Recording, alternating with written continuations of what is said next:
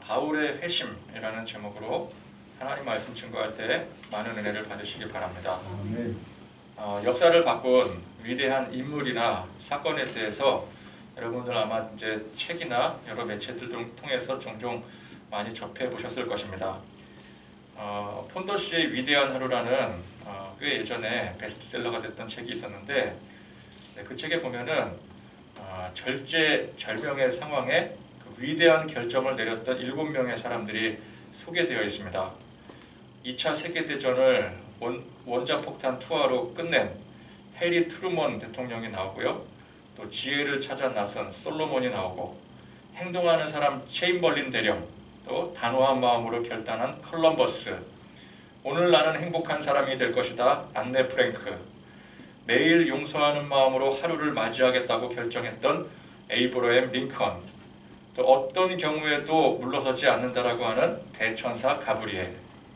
이 가브리엘은 좀 뜬금없이 사람이 아닌 천사가 나와서 좀 그렇긴 한데 어쨌건 책에 그렇게 소개가 되어 있었어요.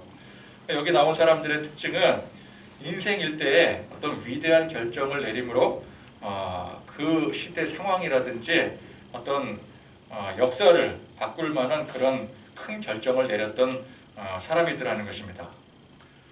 그러나 기독교 역사에 있어서 이 바울의 오늘 회심의 사건만큼 인류 역사를 바꾼 사건도 없을 것입니다.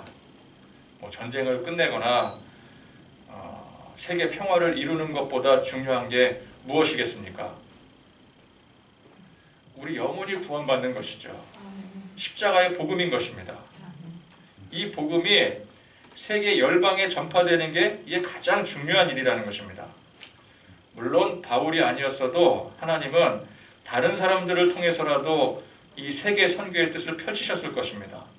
그러나 어쨌건 세계 선교의 역사에 있어서 이 바울이라는 사람이 핵심이 되었다는 것 또한 명백한 사실인 것입니다. 애초에 유대교는 유대인들 혹은 극소수의 이 유대교에 몸담은 이방인들에게만 해당되는 사항이었습니다. 십자가의 복음도 이 초대교회 초창기에는 유대 지역, 그 예루살렘 지역에만 국한된 것이었었죠. 그러다가 이 교회에 대대적인 박해가 일어나게 되므로 이 복음이 열방에 퍼지도록 이 복음의 포문이 열리게 되고, 또 오늘 이 바울의 회심을 통해서 본격적으로 이제 불을 지피게 되는 것입니다. 그렇기 때문에 바울을 이방 선교 혹은 세계 선교의 대표적인 사람으로 칭할 수가 있는 것이죠. 또한 이 바울의 중요성은 이 세계 선교에만 있는 것이 아닙니다. 그는 십자가 진리의 복음을 깊이 생각하고 연구했던 사람이었습니다. 물론 그 시대 바울만 그랬던 것은 아니었죠. 예루살렘의 사도들 또 여러 제자들도 이 십자가 진리의 복음을 깊이 묵상하고 연구했습니다. 그러나 질적이나 양적인 면에서 바울에 비할 바가 아니라는 것이죠. 바울은 십자가 진리의 복음을 굉장히 심도 있게 연구하고 해석을 했으며, 중요한 게 뭐예요? 그 내용을 자기만 한 게 아니라, 구두로 전달한 게 아니라 전부 다 글로 기록했더라는 것입니다. 그래서 우리가 보는 이 신약 성경 대부분이 바울의 서신서이며, 이 서신서들의 특징은 하나같이 기독교 핵심 교리적 서술을 담고 있는 것입니다. 여러분, 베드로가 아무리 예수님을 제일 가까이 섬기고 오랜 경륜을 가지고 있어도 그가 남긴 게 베드로 전후서 몇 장 안 되는 거, 기록으로 남긴 건 이것밖에 없어요. 여러분, 이게 기질적인 차이가 분명히 있는 것입니다. 베드로는 전형적인 다혈질의 기질입니다. 다혈질의 특징은 뭔가에 이렇게 집중적으로 파고들기보다는 그냥 이것저것 두루 섭렵하는 스타일이죠. 좋게 말하자면. 그래서 대략적인 요약은 잘합니다. 그렇죠? 그러나 깊이 있게 서술하는 능력은 아무래도 부족할 수밖에 없어요. 기질상 그렇습니다. 그렇게 예수님과 오래 지나고 또 예루살렘 교회 수장까지 지내면서도 남긴 기록이 얼마예요? 베드로 전후서 몇 장 안 됩니다. 근데 그것도 아마 베드로 성격상 그것도 심혈을 기울여서 썼을 거예요. 이거 쓰고 저거 쓰다, 뭐 이것까지 다 써. 이것도 다른 사람 다 썼는데 뭐 다 생략. 뭐 이렇게 많이 쓸 필요가 있어? 그냥 믿어. 서로 사랑해. 끝. 그게 베드로의 성격 아니겠습니까? 그러나 바울은 전형적인 담즙질에다가 우울질 기질까지 섞여 있습니다. 담즙질의 철두철미한 정신, 그리고 우울질의 예술가적, 한 가지에 몰두하고 깊이 파고드는 그런 기질을 가지고 있어요. 그래서 그는 복음을 심도 있게, 논리정연하게, 깊이 있게 정리를 할 수 있었던 것이었습니다. 저는 뭐 누가 더 낫다, 못하다, 뭐 베드로는 못했다, 그 얘기를 하는 것이 아니라 사람의 기질적 차이를 말하는 거예요. 하나님은 그 기질을 가지고도, 기질적 차이를 가지고도 역사를 하시는 것입니다. 그래서 적어도 이 남겨진 기록의 관점에서 본다면 우리는 바울이라는 사람이 있었다라는 사실에 감사해야 됩니다. 만약에 바울이 없었고 기록을 남긴 사람들이 전부 베드로와 같은 기질의 소유자였다면 어떻겠습니까? 이게 상상만 해도 끔찍한 일이에요. 그러면 우리는 신약 성경이 얼마 없는 거예요. 그죠? 구약 성경도 모세오경을 기록했던 모세가 우울질의 대표적인 사람 아니겠습니까? 얼마나 자세하게 기록을 했어요? 만약에 베드로 같은 사람이 신약 성경을 기록했다면은 우리는 그냥 구약 성경을 토대로 얼마 되지 않는 신약의 이 기록들을 통해서 이 기독교 교리를 스스로 완성을 해야 돼요. 어떻게 해서든지. 그러면 사실 이렇게 교리 바울 서신서들이 이렇게 잘 나와 있음에도 불구하고 이 성경을 참 야매로 이상하게 해석을 해서 그 사이비들 천국인 지금 이 시대에, 그러니까 지금도 심각한데 만약에 바울의 기록이 없었다면 얼마나 더 심각했었겠어요. 얼마나 더 이단 사이비들이 난리를 쳤겠습니까? 바울이 이 알토란 같은 이 교리 서신서들을 남겼기에 망정이지. 이게 얼마나 다행인지 몰라요. 근데 사실 우리는 보통 이제 바울 서신서들, 특히 이제 로마서부터 쭉 보기 시작하면은 이게 참 골치 아프다 그리고 생각을 하고, 여러분 로마서 재밌습니까? 재밌으세요? 거짓말들은 안 하시네요. 근데 어떤 사람들은 또 로마서 정말 재밌어요, 꿀송이 같아요 그러는데 그건 다 새빨간 거짓말입니다. 로마서가 어떻게 재미있습니까? 참 재미없고 심오하고 어렵다라고 생각을 하죠. 그러나 이걸 알아야 돼요. 바울 서신들이 있기에 우리는 이 기독교의 핵심 교리를 수월하게, 보다 완벽하게 이해할 수 있게 된 것이었어요. 바울 일의 가장 위대한 신학자로 칭해지는 칼빈이라는 사람이 있지 않습니까? 그의 유명한 교리 저서인 기독교 강요가 무엇을 바탕으로 만들어졌겠어요? 바로 이 바울 서신들, 신약의 이 교리 체계로부터 만들어진 것입니다. 그래서 우린 감사해야 됩니다. 바울이 이 세계 선교에 눈을 떠서 오늘 이렇게 우리까지 예수를 믿게 되고 교회를 세울 수 있게 된 것이고, 또한 이 바울 서신서들 때문에 이 기독교의 진리의 말씀, 이 교리를 자연스럽게 우리가 알고 믿고 고백할 수 있었던 거예요. 그러니 이 두 가지, 세계 선교와 또 기독교 핵심 교리, 이 두 가지야말로 세계 인류 역사에 있어서 가장 중요한 핵심임에 틀림이 없고, 이를 만들어낸 바울이라는 사람의 이 회심 사건이야말로 인류 역사에 있어서 가장 중요한 사건 중에 하나임에 틀림이 없는 것입니다. 자, 그런데 여러분, 이 모든 일들이 바울이 혼자 스스로의 능력으로 만들어낸 것입니까? 아닙니다. 사실은 바울이 한 게 아니에요. 전적인 하나님의 능력과 인도하심의 섭리로 이루어진 일이었더라는 것입니다. 하나님이 바울을 택하셨고요, 바울이 하나님을 택한 게 아니었어요. 물론 이전에 바울은 자기 스스로가 하나님을 그렇게 열심히 믿는다고 쫓아다니고 충성을 다했지만 하나님은 그런 바울을 인정하지 않으셨거든요. 그죠? 그러니까 하나님이 전적으로 바울을 택하신 거예요. 그리고 그를 통해서 우리 하나님께서 이 놀라운 역사를 일으키신 것입니다. 그래서 오늘 바울이 처음, 이제 사울이라고 나오는데 저는 그냥 통상 바울이라고 칭하겠습니다. 뭐 사울이랬다가 바울이랬다 그러면 좀 헷갈릴 수가 있으니까. 그래서 이 바울이 오늘 이제 처음 예수님을 만나게 된, 자기가 핍박했던 예수님을 만나게 된 이 명장면을 우선은 하나님의 놀라우신 섭리의 측면에서 봐야 되는 것입니다.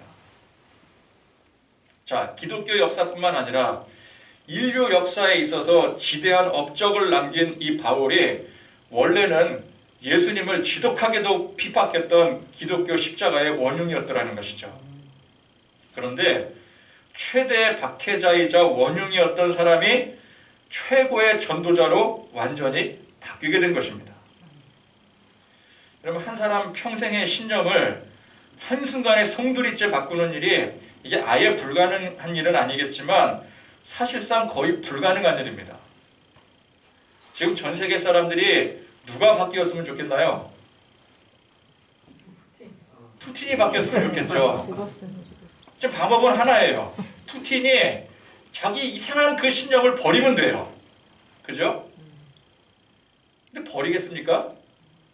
생각을 해보세요. 죽어야 돼요. 누군가가 뭐 그거를 작전을 실행해서 하든가, 그런 말 하면 좀 그렇지만 어쨌건 간에 자기 스스로가 신념을 바꿀 일은 없다고 우리는 생각을 해요. 불가능한 일은 아니지만 사실상 가능성이 없다고 봐야 되는 거죠. 근데 지금 각 나라 정상들이 한마디로 뭐라고 지금 계속 푸틴에게 타전을 하는 건가요? 생각 좀 바꾸라고.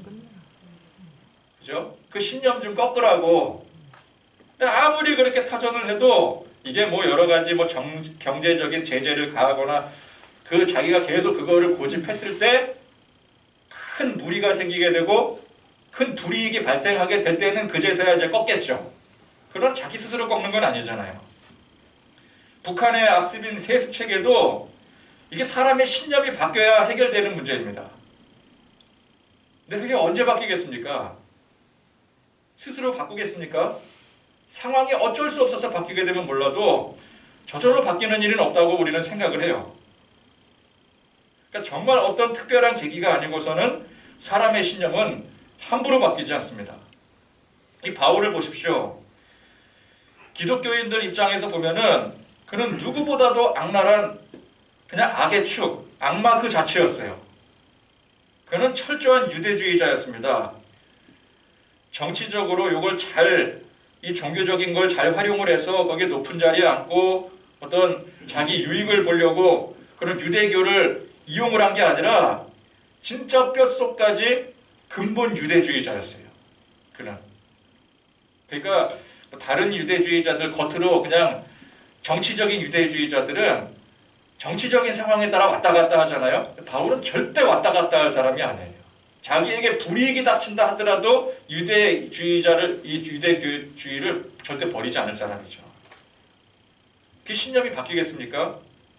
예를 들어 바울이 또 어떤 기독교인을 만나게 됐는데 참 그 사람에게 정말 무한한 사랑과 또 용서를 받았다고, 그렇다고 그 신념이 바뀔 사람이겠습니까? 그냥 철저한 담즙질입니다. 어떠한 상황에서도 굽히지 않을 사람이에요. 설득을 해도 안 되고 사랑을 쏟아 주어도 안 될 사람이에요. 그런데 하나님은 하필 그런 사람을 택하셔서 완전히 바꾸셨더라는 것입니다. 그래서 그의 그 기질 그대로 사용을 하셨어요. 기독교를 핍박할 때는, 교회를 핍박할 때는 그렇게 무지막지하게 핍박했던 그 기질이 반대로 이 기독교 복음의 입장에 서게 되니 그 기질 그대로 물불 가리지 않고 불굴의 정신으로 복음을 전파하기 시작했더라는 것입니다. 이 십자가의 복음이 이 바울이라는 사람을 만나게 되니 그냥 순식간에 불 붙듯이 열방에 퍼지게 되더라는 거예요. 여러분 보세요. 스데반 집사님의 죽음과 그로 인한 대대적인 교회 핍박은 교회로서는 최악의 절망적인 상황이 아니었습니까? 그런 상황에 엎친 데 덮친 격으로 바울이라는 사람까지, 사울이라는 사람까지 등장한 거예요. 그는 교회의 원수 중에 원수요, 그냥 교회가 볼 때 가장 무서운 사람이었습니다. 이 핍박을 피해 도망쳐도 도망치면 되는 줄 알았는데 이 바울이 얼마나 집요한지 그 도망친 사람들 끝까지 추적을 해서 잡아오는 거예요. 오늘 이 장면도 어떤 장면이었습니까? 다메섹이라는 지역까지 추적을 하는 거예요. 누구를 추적을 해요? 도망간 사람들, 도망간 기독교인들. 도망갔으면 내버려 두지. 그걸 끝까지 추적을 해서 잡아오는 거예요. 끝까지. 그러니까 그런 상황에서 기독교인들이 목숨 부지하고 도망치는데 성공만 하더라도 감사한 일 아니겠습니까? 근데 우리 하나님은 겨우 그 정도로 상황을 해결해 주시지 않았더라는 거예요. 핍박으로 흩어진 사람들을 통해서 그 지역에서 복음이 확장되게 하시고, 또 그 복음의 원수였던 그 무시무시한 바울을 변화시켜서 십자가 복음의 선봉장이 되게 하셨더라는 것입니다. 여러분, 이건 사람이 할 수 있는 일이 아니에요. 그 어느 누구도 할 수 없는 일이에요. 여러분, 우리 인간이 참 그렇게 대단한 것 같아도 사실은 무력하고 아무 힘이 없는 게 또 인간 아니겠습니까? 과학, 의학, 모든 기술적인 부분들이 눈부시게 발전을 이루다 보니까 20세기에 얼마나 많은 발전을 이루었어요? 단 한 세기 만에 엄청난 인류는 영광과 혜택을 누리게 됩니다. 그래서 우리 어렸을 때만 해도 21세기를 상상을 하잖아요. 그죠? 21세기를 상상을 하면 21세기 되면은 다들 21세기에 대해서 그림 그려봐요. 그럼 다 뭐 그려요? 다 달나라 가고 그 안드로메다 날아가고 우주로 나가는 거 다 그렸어요. 21세기 되면 다 우주로 나갈 것 같았어요. 우주도 정복할 기세였어요. 제가 초등학교 때 제일 무서웠던 질병이 암이랑 에이즈였습니다. 벌써 또 주워 들은 건 있어가지고 그게 그렇게 무서운 질병이더라. 그러나 이런 것도 21세기가 되면 다 정복되는 줄 알았죠. 21세기가 어떤 세계, 어떤 시대인데 그런 건 다 정복이 되지. 어쩌면 21세기 되면 우리는 영원한 생명을 얻을지도 몰라. 그러고 다녔었습니다. 그런데 여러분, 그 21세기가 벌써 20년이 지났어요. 그죠? 우리 지금 21세기 거의 이제 중반을 향해 달려가고 있어요. 조금 보태면은. 그랬는데 우주는커녕 1960년대에 50년대에요, 60년대에요. 그때 달나라를 갔던 인류가 그 이후로 한 번도 달을 밟지를 못해요. 21세기가 됐는데도. 우주는커녕 아직도 이 지구 안에서 각종 문제들을 껴안고 살고 있더라는 것입니다. 이 암이나 에이즈는커녕 감기 종류도 아직 제대로 대처하지를 못해서 이 코로나 바이러스로 2년 넘게 사실상 이거 지금 코로나 바이러스 포기 상태 아닙니까? 이걸 해결을 하지 못하는 거예요. 여러분, 지금 이런 현실에서 우리가 누구를 믿을 것이며 여기서 어떤 돌파구를 찾을 수 있겠습니까? 대통령 하나 잘 뽑으면 될까요? 훌륭한 위인 몇 사람 나타나면 이 세계 문제가 해결이 될까요? 어림도 없는 소리입니다.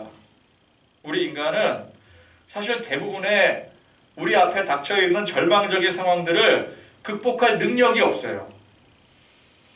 사람의 힘으로 안 되는 일은 죽었다 깨어나도 안 되는 겁니다. 안 되면 될 때까지 되게 하라. 그것도 사람의 힘으로 되는 일에 한해서예요. 안 되는 거 끝까지 7.8기든 어쨌든 해서 하다 보니까 결국은 되더라. 이건 결국 뭐예요? 그건 인간의 힘으로 되는 일이에요, 애초부터. 그러나 애초부터 인간의 힘으로 안 되는 일은 아무리 노력해도 안 돼요. 거대한 자연재해는 그건 인간이 극복할 수가 없습니다. 그건 언제 해결될 수가 있어요? 그게 그냥 끝나야 해결되는 거예요. 그죠? 거대한 산불을 사람이 끌 수가 있나요? 아무리 헬기들을 동원해대고 바닷물을 퍼다 날라도 그거 해결 못해요. 자연적으로 소멸이 돼야 해결되는 거예요. 거대한 태풍이 몰아칠 때 이 자연현상을 우리가 모릅니까? 우리나라에 해마다 여름이 되면 태풍이 몰아닥치는데, 근데 이거 해결하든가요? 물론 이제 방재청이 있고 여러 가지 노력들을 기울이지만 그 노력에 비해서 해결한 거는 거의 없어요. 매해마다 홍수가 난 지역에는 항상 이재민들이 발생을 해요. 피해가 막심해요. 해결할 수가 없는 거예요. 우리는 그저 기다릴 뿐입니다. 그래서 우리가 오직 믿고 바라고 기대하고 소망할 대상은 오직 하나님 한 분뿐이에요. 아무리 절망적인 상황, 절망적인 환경 가운데 있을지라도 천만인이 나를 둘러 진칠지라도 여호와 하나님께서 나와 함께 하신다면 두려울 게 없는 것입니다. 아멘. 여러분, 세상 믿지 마십시오. 제발 좀 세상 믿지 마세요. 백신을 믿습니까? 맞아야 되지만 그 믿고 맞는 건 아니잖아요. 믿고 맞으셨습니까 혹시? 그거 백신 믿어서 수차례까지 접종을 했어도 믿는 도끼에 발등 찍히는 거예요. 대통령, 원하는 사람이 이번에 당선되었다. 그렇다고 잘 되었다고 한시름 놓을 일이 아니에요. 그동안 사람이 위기 살리고 사람의 방법이 슬기롭게 난관을 대처해 나간 적 있습니까? 사람은 문제만 만들어내고 이거를 해결하는 것 싶으면은 거기서 또 다른 문제가 발생하게 돼요. 하나를 해결하면은 10개가 생겨나게 돼요. 그거로 인해서. IMF 당시에 참 슬기롭게 대처해냈다. 그러면서 자찬을 했지만 그 여파로 지금까지 사실상 이 경제 문제는 끊임없이 되풀이되고 있어요. 그러면 우리가 이제 돌이켜 봤을 때, 그러면 그때 그 경제 문제를 이런 식으로 저런 식으로 해결했으면 됐을 것이다. 됐을까요? 가정일 뿐 절대 되지 않아요. 민주화 부르짖어서 결국 독재 정권 타파해냈다고는 하지만 정말 그렇습니까? 냉전이 종식이 되니 진정한 세계 평화가 찾아오든가요? 그 문제는 끝났을지 모르지만 그로 인한 그 다른 여파들은 우리 상상을 초월하는 거예요. 눈부시게 발전을 해서 인류가 최전성기를 잠깐 누리는가 싶었더니 그 여파로 지금 이 지구 환경은 파탄 지경에 이르게 되었어요. 사실 우리 인간은 그때그때 미봉책으로 문제를 해결하는 것 같아도 사실은 그로 인해서 더 큰 문제만 만들어낼 뿐인 것이죠. 저는 우리가 이제 더 이상 그동안 많이 속고 살았지 않았습니까? 더 이상 세상에 속지 말고, 그래서 더 이상 이 세상 그 어떤 방식에도 의존하지 말고 오직 우리 하나님, 전능하신 하나님만 의지하고 믿고 소망하고 살기를 바랍니다. 아멘. 절망적인 상황과 환경, 거기에 어떻게든 해결을 해보려고 눈을 돌리고 아무리 다른 방안을 강구해도 결과는 똑같아요. 당장 미봉책으로 해결되는 것 같아도 우리도 모르게 문제만 더 쌓여가게 되는 것입니다. 그게 세상 이치예요. 지금은 그게 문제인지 몰라요. 근데 나중에 이제 우리 후대가 되면은 그때 그런 결정을 했기 때문에 이러이러한 문제가 나타났어. 다 그렇게 평가하지 않습니까? 한 번도 그렇게 평가하지 않은 적이 없어요. 하나님의 위대하신 섭리를 믿으시기 바랍니다. 아멘. 오직 하나님만이 우리를 이끄시고 인도하심을 믿을 때에 우리는 비로소 다윗이 그랬던 것처럼 안심하고 누워 잘 수 있는 거예요. 아멘. 자, 또한 오늘 이 사건을 한편으로는 사람의 변화에 초점을 맞춰보겠습니다. 자, 앞서 말씀드린 것처럼 사람 쉽게 바뀌지 않습니다. 불가능한 것은 아니지만 한 사람의 신념이 송두리째 바뀌는 것은 사실상 불가능한 일에 가깝습니다. 우리 TV 보다 보면은 어떤 사람이 이제 자기는 이제 과거에 악한 사람이었는데 죄도 많이 짓고 살았는데 개과천선해서 새 사람이 되었다. 그래서 막 소개도 하고 잘 됐습니다. 그런 프로 가끔 보지 않습니까? 근데 그거 보면서 무슨 생각이 드시나요? 안 믿어 그러지 않아요? 난 안 믿어. 그걸 믿으면은 아직까지 이제 우리 마음에 순수한 그 감정이 남아있다라는 것이고, 이미 세상 모진 풍파를 겪어본 사람들은 그런 거 봐도 안 믿어요. 그죠? 안 믿죠. 그거 도통 믿질 않아요. 왜? 너무 많이 당해봤기 때문에. 우리는 그런 사람 너무 많이 만나봤기 때문에. 자기 변화됐대요. 자기는 예전에는 그렇게 막 힘쓸궂고 막 악질에 그랬는데 지금 자기는 이제 완전 새 사람이 됐대. 근데 새 사람이 되긴 뭐가 새 사람이 돼요. 그런 것 같았는데 좀 깊이 교제하다 보면은 그 본래의 습성, 자기가 말했던 그 과거의 악질적인 습성들이 그대로 나오죠. 누가 새 사람이 되었더라. 아무리 그래도 우리는 뒤에서 저 사람이 뭔 짓을 할지 누가 아냐 이래요. 연예인이나 뭐 정치인들 뭐 떳떳하면은 TV에 나와서 뭐 대국민 사과하고 누가 믿습니까 이런 거를. 사람은 스스로 바뀌기가 참 힘듭니다. 그런데 스스로 바꾸기도 힘든 거를 다른 사람이 바꾸는 것은 더욱더 어려운 일이죠.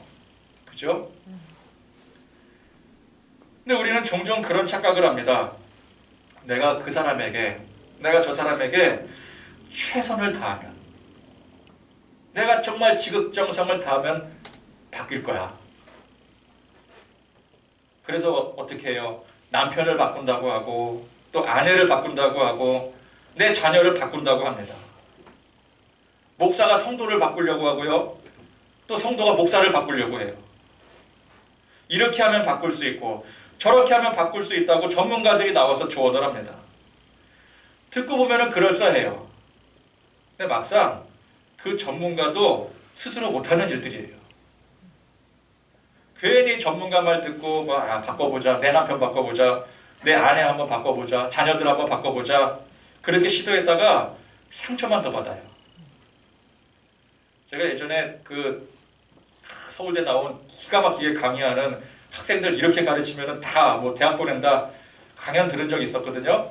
야, 들어보니까 아주 귀가 솔깃하더구만요. 그래서 저렇게 하면은 우리 애도 서울대 보낼 수 있겠다. 근데 뭐 자기가 할 일이지 그게 우리가 할 일이겠습니까? 상처만 받게 돼. 거기에 따르게 되면 상처만 받게 돼요. 여러분, 개는 훌륭하다. 혹은 세상에 나쁜 개는 없다. 그런 프로 있지 않습니까? 거기 보면 또 전문가들이 나와서 또 걔는 또 이게 문제고 이 개는 저게 문제고 이건 이렇게 하면 되고 저렇게 하면 되고 막 조언을 해줘요. 그럼 그대로 돼요. 전문가가 하니까. 그 상황에 맞춰서 하니까. 그러면 우리도 그걸 보면서 야, 이제 앞으로 개를 키울 때는 저렇게 하면 되는구나. 저걸 못해가지고 개를 제대로 못 키운 거였구나. 볼 때는 그러죠. 그러나 그게 되겠습니까? 보통은 어림도 없습니다. 어림도 없어요. 그러니까 우리가 이걸 알아야 돼요. 개도 바꾸기 힘든데 사람을 어떻게 사람이 바꾸겠느냐. 그러니까 내가 누군가를 바꾸는 일은 이건 불가능하다고 봐야 되는 거예요. 개도 못 바꾸는데. 그죠? 사람을 바꿀 수 있다. 노력하면 된다. 방법이 문제였다. 이런 식으로 접근을 하게 되면은 결국 자기 자신이 상처를 받게 돼요. 그럼 어떻게 되겠습니까?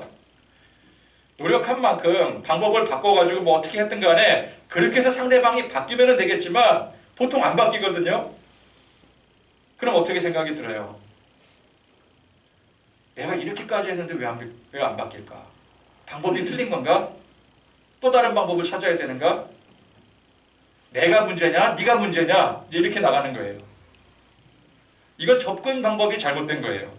사람이 바뀔 확률이 아예 제로는 아니지만 그게 누군가의 노력으로 되는 것은 결코 아님을 알아야 됩니다. 그래서 우리는 어떤 사람을 자꾸만 내가 노력을 해서 바꾸려고 하면 안 됩니다. 차라리 그냥 있는 그대로를 인정하고 받아들이면 편해요. 그렇게 한다고 그 사람이 나쁜 사람이 되고 내가 불성실한 사람이 되는 게 아닙니다. 특히 부모가 자녀에게 어떻게든 이 부모의 노력으로 내가 노력을 해서 이 자녀가 잘 되게 하고 그러고 싶어서 그게 강박이 되어서 그렇게 하지 못하면은 내가 불성실한 부모가 되는 것 같아요. 우리 부모님들 그렇지 않습니까? 다른 사람에게는 몰라도 적어도 내 자녀에게만큼은 정말 내가 최선을 다해서 내가 정말 이 자녀를 어떻게든 똑바로 키우기 위해서 뭔가를 해야지 된다라고 생각을 해요. 그걸 못하면은 자격이 없는 부모라고 스스로들 생각을 하는 거예요. 내가 불성실한 부모가 된다고 생각을 해요. 그런데 여러분 그게 아니더라는 거예요. 불성실한 사람이 되는 것보다 집착하는 사람이 될 확률이 더 커요. 그냥 있는 그대로를 인정하고 받아들이는 게 우리가 생각할 때는 그게 불성실한 것 같은데 그게 불성실한 게 아니에요. 오히려 집착해서 내가 원하는 사람으로 만들려고 하는 게 더 큰 문제를 낳게 되는 것입니다. 여러분 생각해 보십시오. 잘 생각해 보면은 우리 인간 관계에 있어서 트러블이 되는 가장 큰 요소가 무엇이겠습니까? 뭘 잘못했기 때문인가요? 그 사람이 악하기 때문인가요? 내가 방법이 잘못된 것이기 때문, 내가 방법이 잘못됐기 때문일까요? 트러블이 생기는 가장 큰 요소, 내 기준으로 그 사람을 대하기 때문이에요. 아멘. 내 기준이 문제인 거예요. 잘 생각해 보세요. 내가 자꾸 내 기준으로, 내 생각으로 그 사람을 판단하고 평가를 하기 때문에 트러블이 생길 수밖에 없어요. 그러니까 내 기준으로 문제라고 생각하고 그걸 바꾸려고 하는 게 가장 큰 문제라는 것입니다. 자, 그 사람도 나와 똑같은 사람 아니겠습니까? 근데 왜 문제라고 생각을 해요? 그 사람이 문제라면 나도 똑같이 문제인 거예요. 그 사람의 문제까지도 있는 그대로 인정하고 바라보면은 의외로 거기서부터 해결책이 나오게 되는 것입니다. 사람은 사람이 바꾸는 게 아니에요. 사람은 그냥 있는 그대로 인정을 해야 되는 것입니다. 그게 먼저입니다. 그럼 누가 바꾸세요? 하나님이 바꾸시는 거예요. 우리가 못하는 것을 하나님이 하십니다. 이 바울을 누가 바꾸겠습니까? 누가 그를 설득할 수 있겠으며 누가 그 신념을 바꾸게 할 수 있겠습니까? 그건 누구도 못하는 거예요. 부모도 못하고 가장 가까이 사랑하는 사람도 못하는 거예요. 그러나 하나님은 바꾸십니다. 아멘. 그걸 오늘 말씀에서 보여주고 있는 거예요. 그래서 우리는 대상이 누구든지 간에 믿음으로 하나님 앞에 맡길 줄 알아야 돼요. 아멘. 그리고 있는 그대로를 인정하고 바라보고 대할 줄 알아야 됩니다. 이 두 가지가 되면은요, 이 두 가지가 되면은 사실상 인간관계 대부분의 문제가 해결이 됩니다. 복잡한 게 아니에요, 사실은. 어떤 방법을 달리해서 방법을 연구해서 이 방법이 틀렸으니 다른 방법을 써야 된다, 방법의 문제가 아니에요. 내가 문제인 것도 아니고 내가 문제라면 내가 내 기준으로 그 사람을 판단하는 게 문제인 거죠. 그 사람이 뭘 잘못했기 때문에 그 잘못한 행위가 문제가 되는 게 아니에요. 하나님을 믿음으로 하나님 앞에 맡길 줄 알고, 그래서 그 사람을 있는 그대로의 모습으로 볼 줄 알 때에 비로소 해결이 되는 거예요. 그걸 하질 못하니까 해결이 안 되는 거예요. 우리는 그 사람의 문제가 고쳐지지 않아서 해결이 안 된다고 생각을 하는데 발상이 잘못된 것입니다. 하나님께 믿음으로 맡기고 그 사람을 그대로 바라보고 인정해 주면 되는 거예요. 자, 그래서 그 하나님의 섭리를 믿고 다른 사람을 그렇게 대하듯이 나 자신을 돌아볼 줄 알아야 되는 것입니다. 자, 그럼 나는 누가 바꿉니까? 내가 바꿉니까? 아니면 남이 바꿔줍니까? 여러분 해봤죠? 많이 해봤잖아요. 좀 스스로 바꿔보려고. 특히 연초 되면은 뭔가 좀 바꿔보려고. 운동 좀 하자. 다이어트 하자. 또 뭐 성경 일독하자. 근데 그게 다 흐지부지 끝나버리잖아요. 우리는 매 순간 나 자신을 바꾸기 위해서 때로는 혹독하게, 또 때로는 부드럽게 당근도 써보고 채찍도 써보고 안 해본 방법이 없어요. 그러면 그렇게 나 자신을 위해서 열심히 투자하고 했으니 지금의 나는 내가 생각할 때 흠없이 완전하고 자랑스러운 모습입니까? 여러분 스스로 그렇게 생각을 하시나요? 얼마나 많이 투자를 하셨어요? 수십 년을 살아가면서 얼마나 많이 결심하고 얼마나 많이 내가 이거 해야지 저거 해야지. 그렇게 그 정도 했으면은 지금 나는 막 훌륭한, 진짜 막 머리 뒤에서 막 금태 두르고 빛이 번쩍번쩍한 그런 성인의 모습이 되어 있어야 되지 않겠습니까? 절대 그렇지 않더라는 거예요. 나는 나에 대해서 열심히 한 만큼 한 점 부끄럼 없이 완벽하고 자랑스러운 모습이다 라고 생각하는 그 자체가 교만한 거예요. 그러니까 다른 사람에게 믿음으로 맡기고 그 사람 있는 그대로를 바라보고 인정해야 되듯이 우리 자신에게도 똑같이 적용을 해야 되는 것입니다.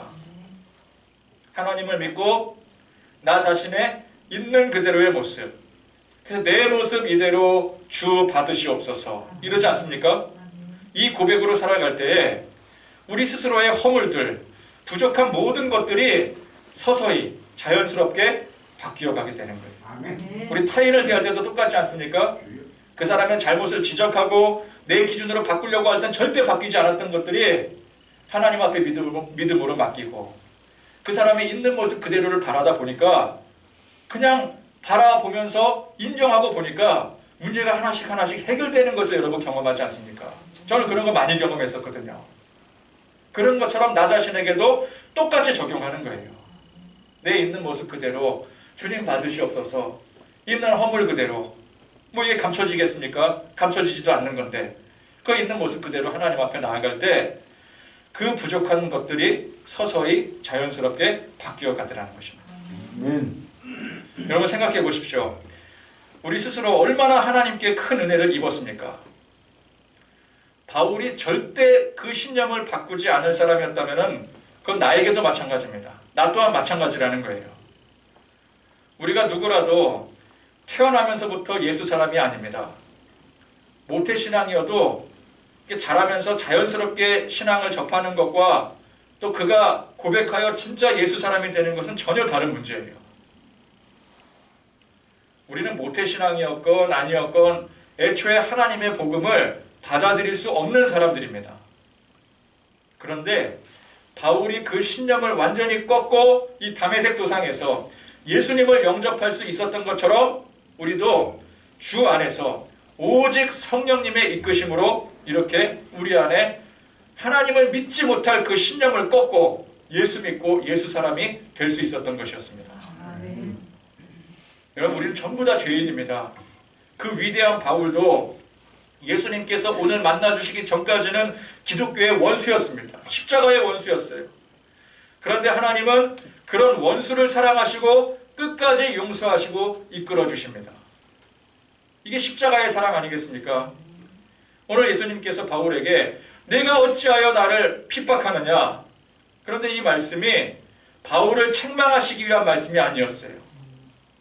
바울이 끔찍이도 핍박했던 박해했던 그 예수님께서 그런 바울을 무한히 용서하시고 사랑하셔서 그를 바꾸고 기왕 바꾸신 김에 십자가 복음의 선봉장으로 세우시기 위해서 부르신 거예요.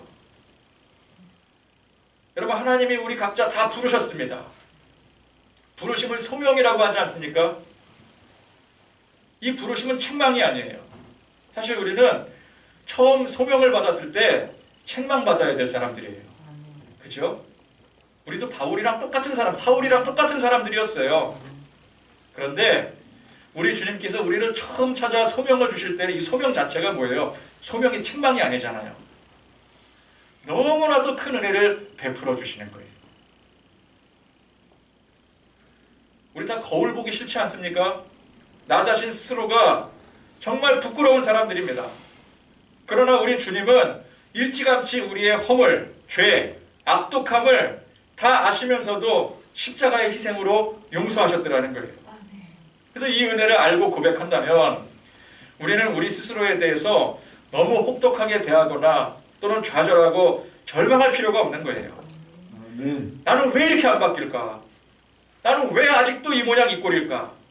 그러나 이 모양 이 꼴인 나를 하나님은 일찌감치 은혜로 안아주시고 자녀 삼아주셨다는 게 명백한 아멘. 사실인 것입니다. 아멘. 타인을 자꾸 내 기준으로 생각하고 만들려고 바꾸려고 하는 것이 결국 내 집착인 것처럼 나 자신에 대해서도 똑같습니다. 우리는 스스로에 대해서 주 안에서 주님의 이 크신 은혜 안에서 릴렉스할 필요가 있는 거예요. 스스로를 다스려야 되는 것입니다. 우리 스스로의 가치를 그렇기 때문에 너무 높게 평가할 이유도 없고 너무 낮출 필요도 없는 것이죠. 오늘 이 바울의 회심 사건은 향후 기독교에 있어서 엄청난 변화를 가져다 주었습니다. 복음의 세계화와 교리 체계의 확립. 그로 인해서 오늘날 우리가 이렇게 이런 혜택을 누릴 수 있게 된 거예요. 우리 완전 이방인 아니겠습니까? 이방인인 우리에게도 이 복음의 증거가 되어져서 이렇게 교회 세우고 하나님을 찬양하고 예배할 수 있는 것, 이게 얼마나 큰 일입니까? 이 교리 체계를 통해서 우리가 이 성경의 이 깊은 십자가의 복음을 알 수 있다는 거, 이게 얼마나 큰 은혜예요. 그래서 항상 감사하는 마음과 태도로 그렇게 섭리하시고 인도하신 하나님을 온전히 믿으며 어떤 상황, 어떤 위기 속에서도 우리가 세상 의지하겠습니까? 어떤 방법 의지하겠습니까? 누구를 의지하겠습니까? 오직 이끄시는 우리 하나님 의지하시고 아멘. 그 크신 십자가의 사랑과 은혜 가운데 우리 스스로와 또 이웃 형제들과 아름다운 관계를 이루어 나갈 수 있는 그런 복된 하나님의 백성들 되기를 축원드립니다. 아멘. 찬송 부르